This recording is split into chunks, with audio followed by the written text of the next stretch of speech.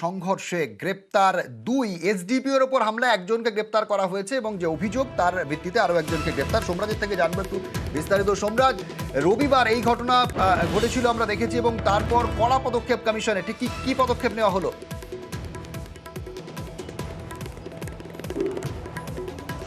দেখো, যেটা কমিশন সূত্রে খবর, ইতিমধ্যেই দুজনকে গ্রেপ্তার করা হয়েছে দিনহাটার ঘটনায়। গতকালই দিনহাটার ঘটনায় জেলা শাসকের যে রিপোর্ট, সেই রিপোর্ট এসেছিল নির্বাচন কমিশনের কাছে। জেলা শাসকের রিপোর্টে একটা বিষয় স্পষ্ট করা হয়েছিল যে কোচবিহারের যে দিনহাটার যে ঘটনা, সেই ঘটনায় নিশীথ প্রামাণিকের গাড়ি থেকে নেমে প্রথম দুজনে নেমে বচসা শুরু হয় এবং তার থেকেই হাতাহাতি এবং গোটা ঘটনার সূত্রপাত। সেই রিপোর্ট আসার পরেই কমিশনের তরফে একটা বিষয় স্পষ্ট করে দেওয়া হয়েছিল যে কড়া পদক্ষেপ নেওয়া হবে। ইতিমধ্যেই আজকে যে দুজনকে গ্রেপ্তার করেছে কোচবিহার জেলা পুলিশ, সেই খবর ইতিমধ্যেই কমিশনে এসে পৌঁছেছে বলেই সূত্র মারফত জানা যাচ্ছে। এবং যে দুজনকে গ্রেপ্তার করা হয়েছে তাদের মধ্যে একজন আবার এসডিপিও নিগ্রহের ঘটনায় গ্রেপ্তার হয়েছেন আজকেই সিসিটিভি ফুটেজ দেখে। তার নাম হচ্ছে আলামিন শেখ, বয়স 21 বছর। তাকে গ্রেপ্তার করা হয়েছে সিসিটিভি ফুটেজ দেখে এবং আজই তাকে গ্রেপ্তার করা হয়েছে। মূলত আলামিন শেখকে গ্রেপ্তার করা হয়েছে দিনহাটার এসডিপিওকে নিগ্রহের ঘটনায়। আর তারপরে আরও একজনকে গ্রেপ্তার করা হয়েছে, তার নাম হচ্ছে জনাব আলী, 27 বছর বয়স। মূলত তৃণমূল কংগ্রেসের অভিযোগের ভিত্তিতে এই জনাব আলীকে গ্রেপ্তার করা হয়েছে। যে ঘটনা ঘটেছিল এবং বচসা হাতাহাতির মতো ঘটনা, সেই ঘটনায় তৃণমূল কংগ্রেসের তরফে একটি অভিযোগ জানানো হয়েছিল, সেই অভিযোগের ভিত্তিতে আরও একজনকে গ্রেপ্তার করা হয়েছে। অর্থাৎ মোট দুজনকে গ্রেপ্তার করা হয়েছে। ইতিমধ্যেই কমিশনের কাছে সেই তথ্য পাঠিয়েছে কোচবিহার জেলা পুলিশ বলেই সূত্র মারফত জানা যাচ্ছে। ধন্যবাদ সোমরাজ। দিনহাটায় সংঘর্ষে গ্রেপ্তার দুই, কমিশনের কড়া পদক্ষেপ। এসডিপিওর উপর হামলার ঘটনায় একজনকে গ্রেপ্তার করা হয়েছে এবং তৃণমূলের অভিযোগের ভিত্তিতে আরও একজনকে গ্রেপ্তার করা হয়েছে। আমি বিস্তারিতভাবে জেনে নেওয়ার চেষ্টা করব শুভঙ্করের কাছ থেকে। শুভঙ্কর, এসডিপিওর উপর হামলায় গ্রেপ্তার করা হয়েছে শেখ আল আমিন, তাকে গ্রেপ্তার করা হয়েছে। অন্যদিকে জনাব আলী, এদের রাজনৈতিক পরিচয় কি পাওয়া যাচ্ছে এখনো পর্যন্ত? হ্যাঁ প্রীতিশঙ্কর, দেখো, গত মঙ্গলবার দিনহাটায় যে তৃণমূল বিজেপি সংঘর্ষের ঘটনা ঘটেছিল, ধুন্ধুমার ঘটেছিল, সেই ঘটনায় গুরুতর জখম হয়েছিল দিনহাটা থানার এসডিপিও ধীমান মিত্র। এবং সেই ঘটনায় দিনহাটা থানার এসআই প্রবীর দত্ত একটা কমপ্লেন করেছিলেন। সেই অভিযোগের ভিত্তিতে এবং সিসিটিভি ফুটেজ দেখে আলামিন শেখ, ওক্তাবাড়ি বালাকান্দি গ্রামের বাসিন্দা আলামিন শেখকে গ্রেপ্তার করেছে দিনহাটা থানার পুলিশ। এবং যেটা জানতে পারছি, এই আলামিন শেখ তৃণমূল সমর্থক। পাশাপাশি ওই গন্ডগোলের ঘটনায় তৃণমূল নেতা পীতিতোষ মণ্ডল, যে 45 জন কেন্দ্রীয় মন্ত্রী নিশীথ প্রামাণিক সহ 45 জনের বিরুদ্ধে অভিযোগ দায়ের করেছিল, সেই ঘটনায় জনাব আলী, যার বাড়ি দিনহাটা শহর সংলগ্ন ঝুড়িপাড়া এলাকায়, তাকে গ্রেপ্তার করেছে। এবং যেটা জানা যাচ্ছে, এই জনাব আলী একজন বিজেপির কর্মী। স্থানীয় সূত্রে আমরা এটাই জানতে পারছি। পীতিতোষ, ধন্যবাদ শুভঙ্কর থেকে জানলাম এসডিপিওর ওপর হামলার ঘটনায় একজনকে গ্রেপ্তার করা হয়েছে। অন্যদিকে তৃণমূলের তরফে যে অভিযোগ, সেই অভিযোগের ভিত্তিতে আরও একজনকে গ্রেপ্তার করা হয়েছে। কিন্তু মঙ্গলবার রাতে কোচবিহারে কি পরিস্থিতি তৈরি হয়েছিল? নিশীথ প্রামাণিক এবং উদয়ন গুহ তারা মুখোমুখি হন, ঠিক কি পরিস্থিতি তৈরি হয়েছিল দেখুন।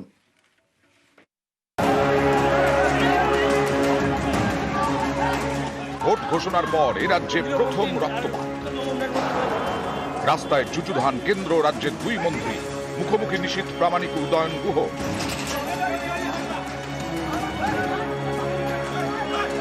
তৃণমূল বিজেপি সংঘর্ষে মাথা ফাটল এসডিপিও। মঙ্গলবার রাতে দিনহাটায় তুলকালা।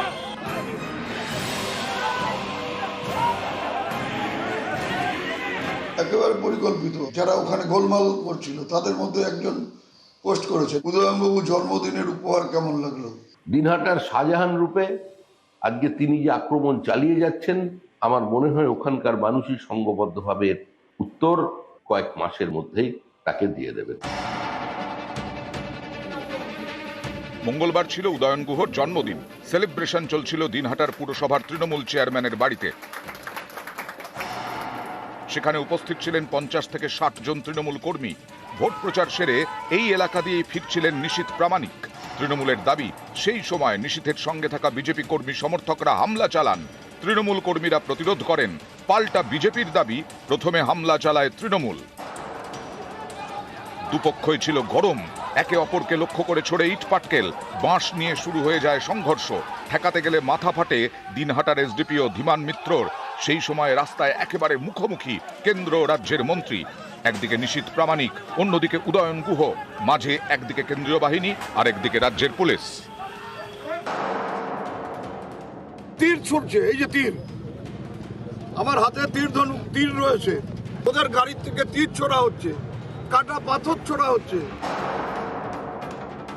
ধারালো অস্ত্র দিয়ে আগ্নেয়াস্ত্র তারা হাতে উঠিয়ে বারবার কিন্তু সেখানে এসে হুমকি প্রদর্শন করতে থাকে। আমার যে গাড়ি, সেই গাড়িতেও আঘাত লেগেছে। পরে আরও পুলিশ পৌঁছে পরিস্থিতি নিয়ন্ত্রণে আনে। এরপরেই দিনহাটা থানায় বিক্ষোভ দেখায় তৃণমূল। দিনহাটা থানায় যান উদয়ন গুহ এবং কোচবিহারের তৃণমূল প্রার্থী জগদীশ বসুনিয়া। কেন্দ্রীয় স্বরাষ্ট্র প্রতিমন্ত্রী নিশীথ প্রামাণিক সহ ৪৫ জনের বিরুদ্ধে তৃণমূলের অভিযোগে এফআইআর হয়। এই ঘটনার প্রতিবাদে বুধবার দিনহাটায় ২৪ ঘন্টার বন্ধ ডাকে তৃণমূল। এই বন্ধের জেরে এদিন সকাল থেকে থমথমে ছিল এলাকা, দোকানপাট ছিল বন্ধ। ২৪ ঘন্টার জন্য ডাকা হলেও বিকেলেই বন্ধ প্রত্যাহার করে নেয় তৃণমূল। মঙ্গলবার ঘটনার পরে এসপিকে দ্রুত এলাকায় পৌঁছানোর নির্দেশ দেয় নির্বাচন কমিশন। জেলা প্রশাসনের থেকে গোটা ঘটনার রিপোর্ট তলব করে। সূত্রের খবর, জেলা শাসকের রিপোর্টে নিশীথ প্রামাণিকের সঙ্গে থাকা ২ ব্যক্তিকে কাঠগড়ায় তোলা হয়েছে। রিপোর্টে বলা হয়েছে, ওই ২ ব্যক্তি কেন্দ্রীয় মন্ত্রীর গাড়ি থেকে নেমে বচসা শুরু করেন। সেখান থেকে বিষয়টি হাতাহাতিতে পৌঁছয়। পুলিশ খবর পেয়ে পরিস্থিতি সামাল দেয়। এরপরেই এই রিপোর্ট পাঠিয়ে দেওয়া হয় জাতীয় নির্বাচন কমিশনে। নিউজ 18 বাংলা।